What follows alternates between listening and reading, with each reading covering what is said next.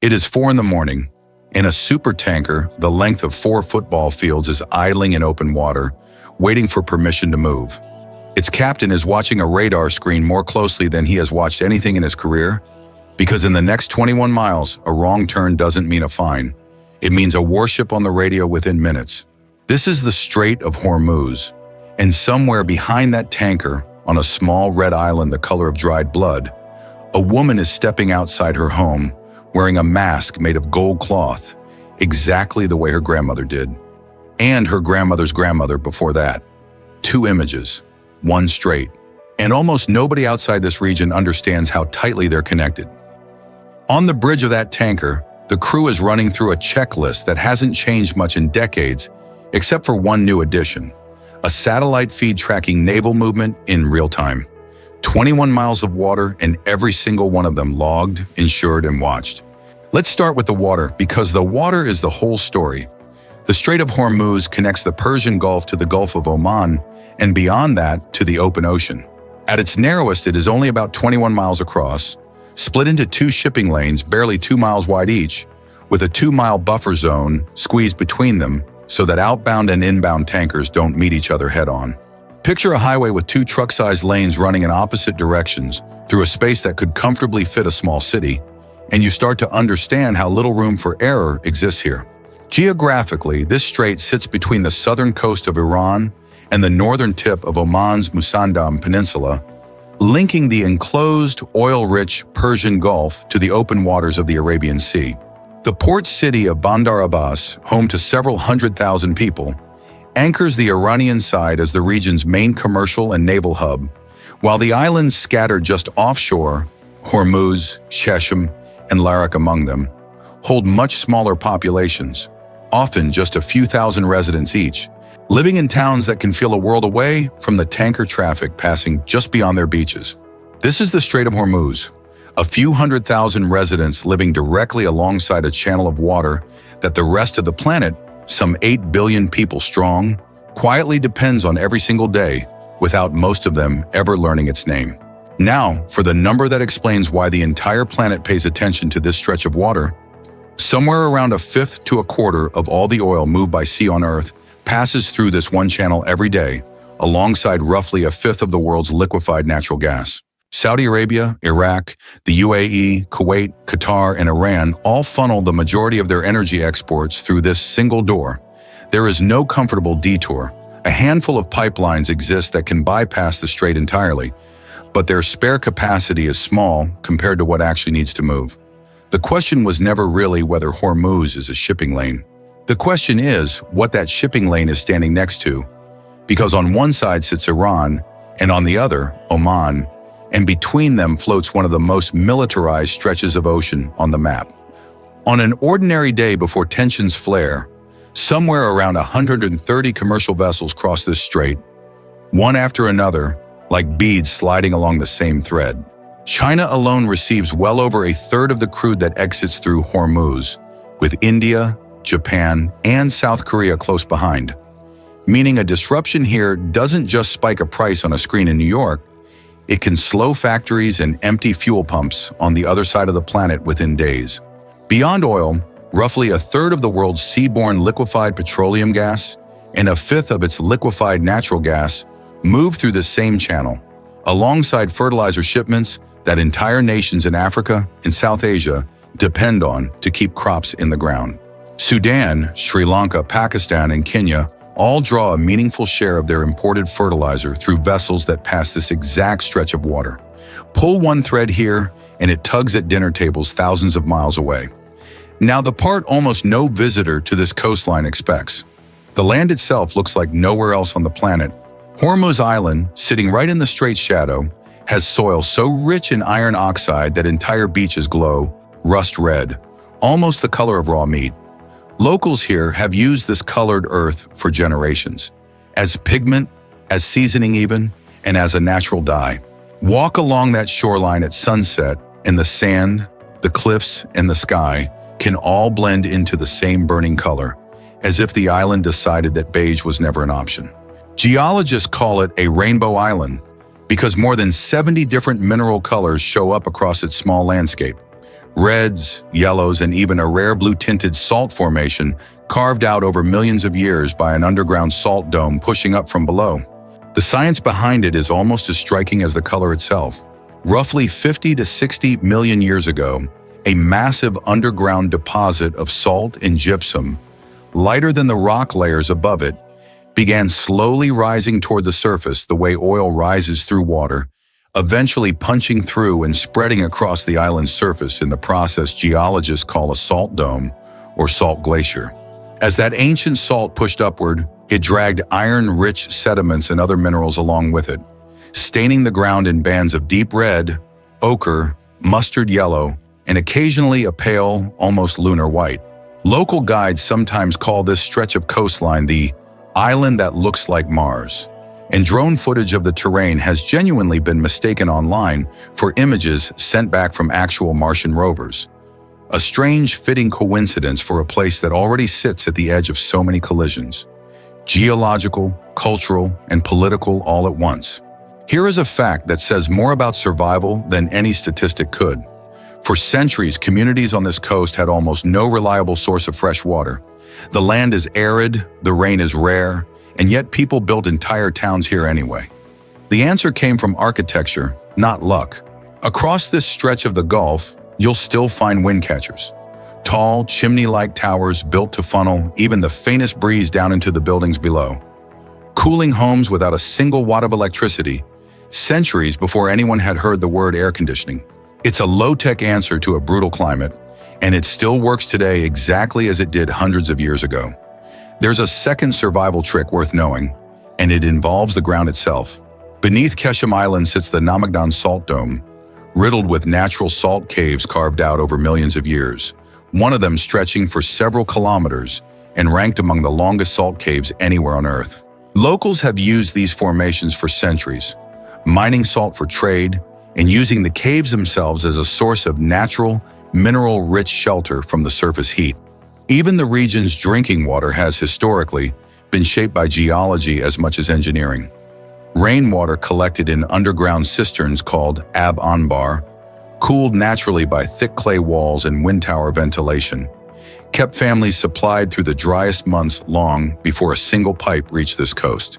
Modern life has layered new solutions on top of these old ones, rather than replacing them outright. Bandar Abbas today hosts one of Iran's larger desalination facilities, turning Gulf seawater into drinking water for a growing coastal population, while smaller islands like Hormuz and Larak still rely heavily on water shipped in by boat or trucked in from the mainland during the driest stretches of summer. A logistical dance that hasn't fundamentally changed in decades, even as the technology around it has. Food security follows a similar pattern. Alongside the traditional catch of kingfish, shrimp, and tuna, this coast has become one of Iran's more significant aquaculture zones, with shrimp farming ponds now stretching along parts of the shoreline, feeding both local markets and export contracts that quietly link a Bandari fishing family's income to seafood prices set on the other side of the world. Now let's talk about daily life on this coast, because the rhythm here is shaped entirely by heat, tide, and trade. Summers along the Strait of Hormuz are punishing. Temperatures regularly climb past 40 degrees Celsius, and the humidity coming off the Gulf can make the air feel almost solid. Life adjusts around it. Mornings start early, the hottest hours are spent indoors or in the shade of a wind catcher, and activity resumes as the sun drops. Food here leans on what the sea provides. Grilled fish, shrimp, and flatbreads seasoned with the region's own spice blends, a cuisine shaped by centuries of trade contact with India, East Africa, and the Arabian Peninsula. Small wooden dhows, the traditional sailing vessels of the Gulf, still dot the harbors, some used for fishing, some for short cargo runs between islands, a living echo of a trade network that predates the oil tankers by 1,000 years. Family life along this coast tends to be tightly woven, multiple generations often under one roof, work built around the fishing and trading seasons, and a strong sense of communal identity, particularly among the Bandari people, the coastal communities that give this stretch of shoreline its cultural name. Music runs through this culture in a way that's hard to overstate. The Bandari sound blends African, Persian, and Arab rhythms into something distinct, driven by hand drums, the double reed sorna, and call and response singing that traces directly back to centuries of maritime trade contact across the Indian Ocean. It's music built for celebration, for weddings, for welcoming boats home, and it has, in recent decades, crept into mainstream Iranian pop, carrying this small coastline sound to audiences who have never seen the water it came from. Traffic here looks nothing like a Western city's gridlock. On the islands, the loudest congestion is often a line of motorbikes and small pickup trucks waiting for the next ferry.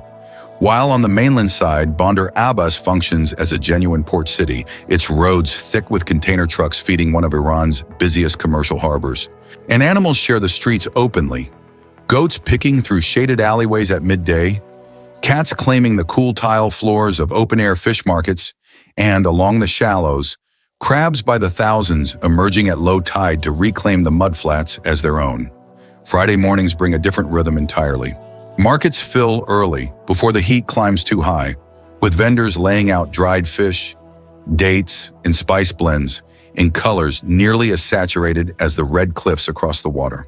Older men gather in the shade to drink tea and talk, often about the same two subjects that have dominated conversation on this coast for generations: the state of the catch and the state of the strait. Clothing here answers directly to the climate rather than to any single fashion trend. Loose, breathable fabrics dominate, often in bright patterns and bold colors, quite different from the more muted tones seen further inland in Iran. A visual signature locals attribute partly to centuries of trade contact with East Africa and South Asia, and partly to simple practicality since dark.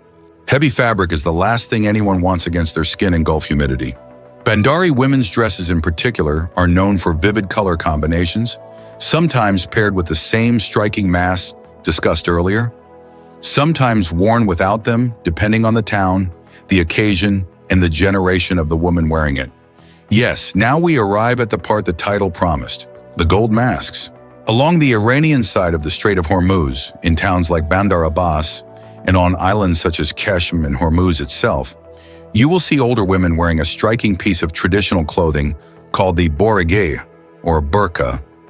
Not to be confused with the full-body garment of the same name used elsewhere, this one is a distinct facial mask, often stiffened fabric shaped to resemble a mustache-like bar across the nose and mouth, frequently dyed or embroidered in gold, red, or deep indigo tones. Historically, it serves several practical purposes at once: protection from the sun and blowing sand on a coastline with brutal glare, a marker of modesty within local custom, and, depending on the account, a layer of protection during the era when Portuguese colonial forces and later slave traders operated along this coast, making a covered face a form of physical safety rather than only cultural expression. The style, color, and shape of the mask can actually signal which town or family a woman belongs to, functioning almost like a regional dialect worn on the face. It is a textile tradition passed down within families, often stitched by hand, and increasingly treated by cultural researchers and local artisans as heritage worth documenting and preserving as younger generations move toward more modern dress. Here is the pivot worth sitting with. This is not a costume made for outsiders' cameras. It's a piece of working clothing shaped by sun, safety, and identity long before it ever became a curiosity for travel videos. Understanding it means looking past the exotic label and toward the actual history of a hard coastline that women built their own protective tools for, out of necessity as much as tradition. There's an economic weight behind the tradition too. Bandari textile work, the embroidery, the dye work, the hand stitching that goes into these masks and into the region's colorful patterned dresses has increasingly become a source of household income as cultural tourism to islands like Keshem and Hormuz has grown. Local cooperatives now train younger women in these techniques, partly to preserve a skill that risked fading, and partly because a hand-embroidered piece can fetch real money from visitors who understand what they're looking at. What outsiders often reduce to a striking photograph is, on the ground, a livelihood, a family record, and a craft passed hand to hand for longer than anyone alive can trace. Historians and anthropologists who study this coast don't all agree on a single origin story for the mask, and that disagreement is itself worth mentioning rather than smoothing over. Some trace it to sun protection alone, given how brutal and reflective the Gulf glare can be across open water and pale sand. Others point to centuries of contact between this coast and East Africa and South Asia through trade and, at times, forced migration, suggesting the garment absorbed influences from multiple coastlines rather than originating from any single one. What's well documented is the function it has served locally for generations. Regional identity, sun protection, and modesty norms layered together into a single, immediately recognizable piece of clothing, one that a Bandari woman can often use to identify another woman's home village at a glance, the same way an accent might elsewhere. Now here is a fact that says more about this region's deeper history than any postcard ever could. For over 2,000 years, Hormuz has sat at a crossroads. Ancient trade routes carried goods between Mesopotamia, Persia, India, and East Africa through these waters long before globalization was a word anyone used. In the 16th century, Portuguese forces seized Hormuz Island itself and built a fortress there. The ruins of Keshem and Hormuz's old Portuguese castle still stand, cannons pointed out over a sea that no longer answers to any single empire. Control of this strait has changed hands between Persian dynasties, Arab traders, European colonial powers, and modern nation-states, each one recognizing the same basic truth. Whoever can watch this water can influence trade routes stretching from Rotterdam to Shanghai. That history of contest never really ended, it just changed uniforms. The Portuguese occupation alone lasted well over a century, from the early 1500s until Persian and English forces finally pushed them out in 1622, and the physical scars of that period are still walkable today. Bastion walls, a dry moat, and cannon emplacements built to control a channel that, even 500 years ago, everyone understood was worth fighting over. Before the Portuguese ever arrived, the earlier kingdom of Hormuz had already turned this island into a wealthy trading hub, so prosperous in the medieval period that a Persian proverb of the era claimed that if the whole world were a golden ring, Hormuz would be the jewel set into it. Empires rose and fell around this strait. Persian, Portuguese, Ottoman-adjacent Arab sheikdoms, British colonial interests protecting routes to India, and through every single one of them, the coastal fishing and trading communities kept doing what they had always done, reading the tide, mending the nets, and passing down the same songs in the same stitched mass, regardless of whose flag flew over the fort that week. Resilience here isn't an abstract theme. It's stitched quite literally into the fabric people still wear. There's a more recent chapter of that same story, one still within living memory for many families on this coast. During the long war between Iran and Iraq through the 1980s, the Strait of Hormuz became an active battlefield in what came to be known as the Tanker War, with both sides attacking merchant shipping and the United States ultimately escorting reflagged tankers through these same 21 miles to keep oil moving. Mines were laid in these waters. Warships from multiple nations patrolled a strait barely wide enough to hold them, and fishing families here learned to read naval movements the way earlier generations had learned to read storm clouds. Grandparents in Bandar Abbas and on Keshem today can describe watching flares light up the night sky over water their own children now cross by ferry without a second thought. The same 21 miles, one generation apart, telling two entirely different stories. Let's talk numbers, because this is where the armchair daydream becomes a spreadsheet. A single day's oil traffic through the Strait of Hormuz is worth staggering sums. With roughly 20 million barrels of crude and refined product moving through on an average day, even a modest shift in the global price per barrel translates into billions of dollars gained or lost worldwide within hours. Meanwhile, the fishing families and small traders living directly on this coast often operate on razor-thin margins, their daily catch worth a fraction of a single shipping container's insurance premium that day. The cheapness of a fish dinner on this coast, or the modest wage of a dock worker loading cargo, sits in strange proximity to a channel of water, carrying more financial weight per square mile than almost anywhere else on the planet. It's a distance measured not in miles but in whose hours are worth what. Consider the ferry ticket that gets a local worker from the mainland to Hormuz Island for less than the cost of a coffee back in a Western capital, on a boat crossing water where a single hour of disruption to tanker traffic can move global oil prices by a percentage point or more. Consider, too, that a single delayed tanker sitting at anchor, waiting for a war risk insurance quote to clear, can burn through demurrage costs, the fee owed for every extra day a ship sits idle, that would take a Bandari fishing family years to earn. Multiply that by the dozens of vessels that back up outside the strait whenever tensions spike, and you get queues of idle, multi-million-dollar ships stretching across the horizon like a traffic jam made of steel, waiting on a decision none of their crews have any say in. Insurance underwriters based in London and Singapore track this exact strait as closely as any meteorologist tracks a hurricane, adjusting war risk premiums week to week based on satellite imagery, naval statements, and intercepted radio chatter most of the public never sees, turning 21 miles of water into one of the most closely priced risks in the entire shipping industry. Consider the spare production capacity sitting mostly with Saudi Arabia. Several million barrels a day held in reserve specifically because everyone in this industry has quietly priced in the risk that this one strait could, on any given week, become impassable. That reserve capacity is itself a kind of insurance premium paid by the whole planet, sitting idle in case 21 miles of water decide to close. Look at the labor chain behind a single tanker and the contrast sharpens further. A ship's captain overseeing a cargo worth well over $100 million might earn a respectable but unremarkable salary by international shipping standards, while the deckhands keeping that same vessel running around the clock, often recruited from the Philippines, India, or Bangladesh, can be paid a few $1,000s a month for months at sea without setting foot on land. Meanwhile, on shore, a Bandari fisherman working the same waters that tanker is passing through might bring home, on a good week, roughly what that tanker's insurance costs for a single hour of transit. None of these workers are separate from each other's economy. They're stacked directly on top of one another, sharing the same 21 miles of water, valued by entirely different scales. If you have made it this far and you are enjoying the journey, a like and a subscribe genuinely help this channel keep making videos like this one. Now, the danger is real and it deserves to be said plainly rather than softened.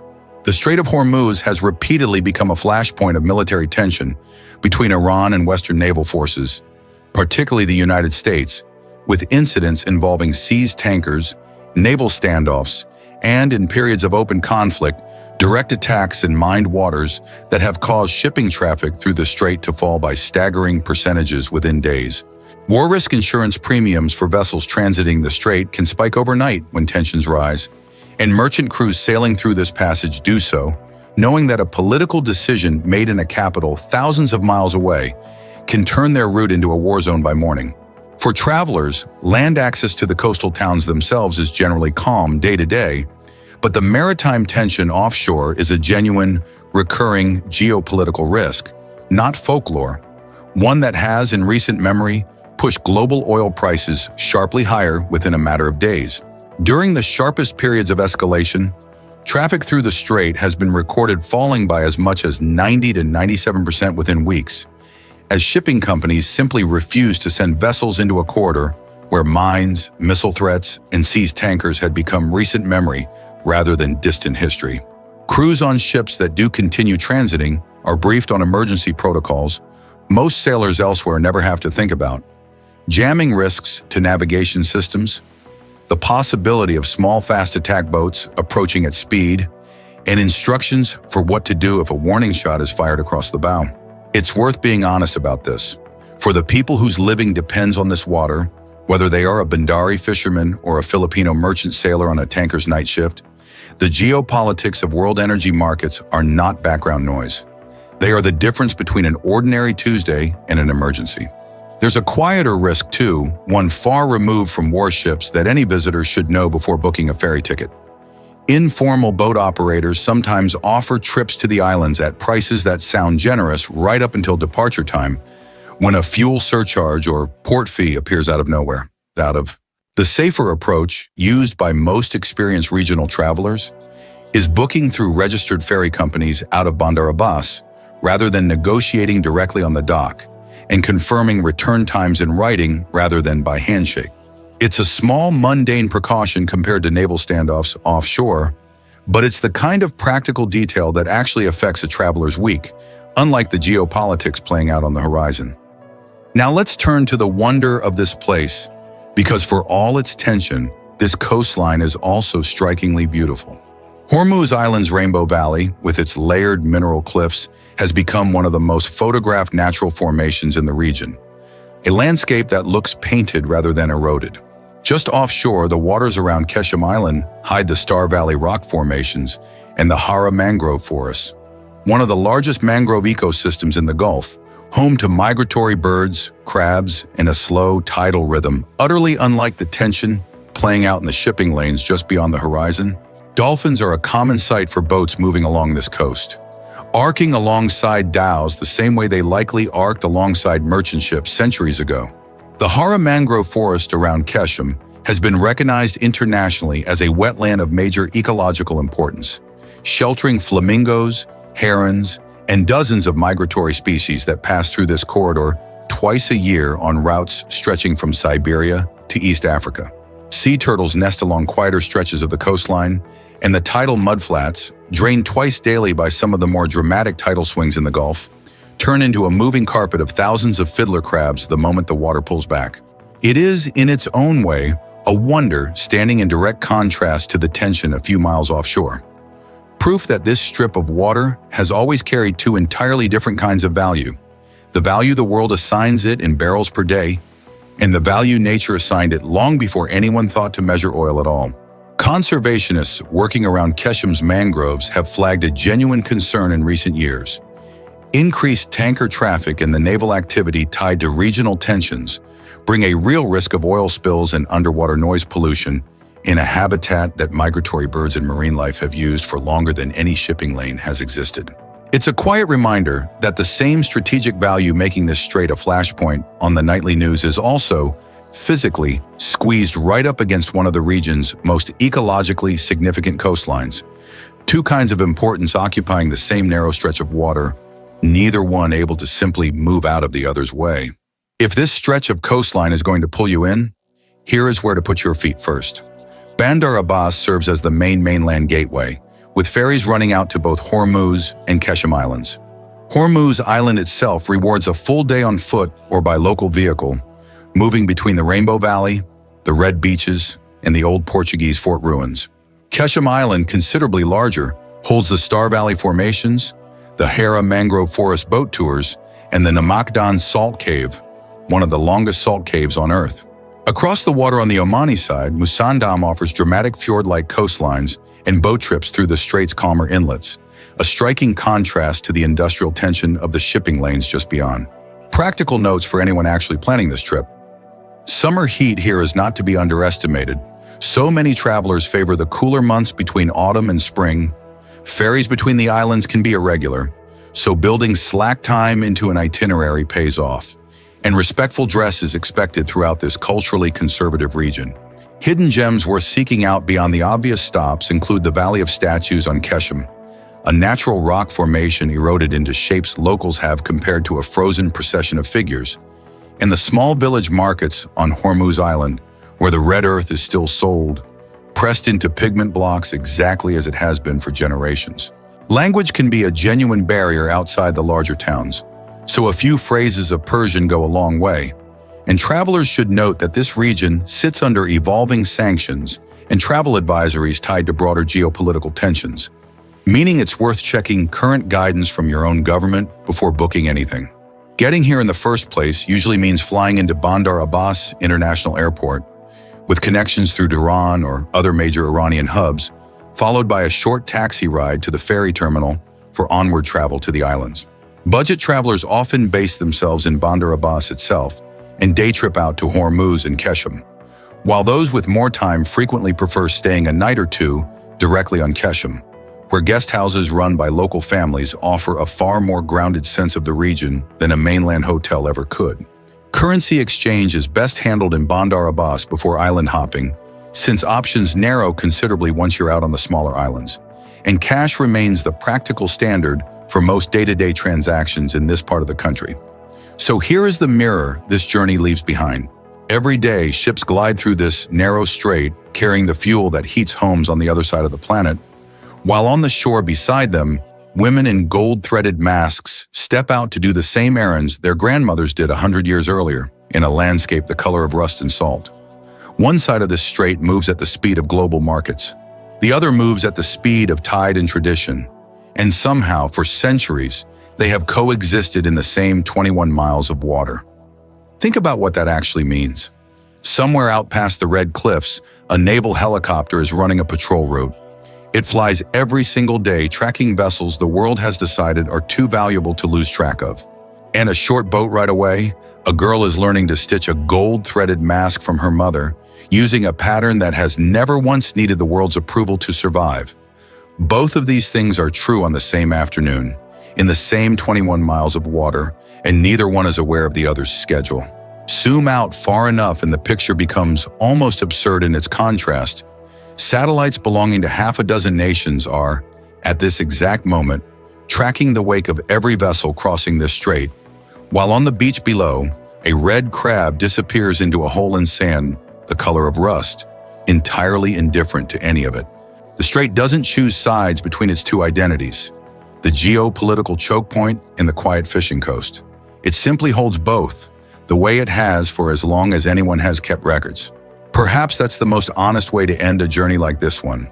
Not with a single conclusion, but with an image that refuses to resolve into just one story.